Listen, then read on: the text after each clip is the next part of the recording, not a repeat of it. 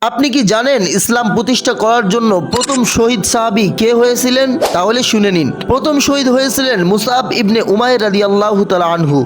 তিনি 625 খ্রিস্টাব্দে উহুদের যুদ্ধে প্রথম শহীদ হন। মুসআব ইবনে উমাইর রাদিয়াল্লাহু তাআলা আনহু ছিলেন নবী করিম সাল্লাল্লাহু আলাইহি সাল্লাম এর একজন ঘনিষ্ঠ সাহাবী এবং ইসলামের প্রথম দূত।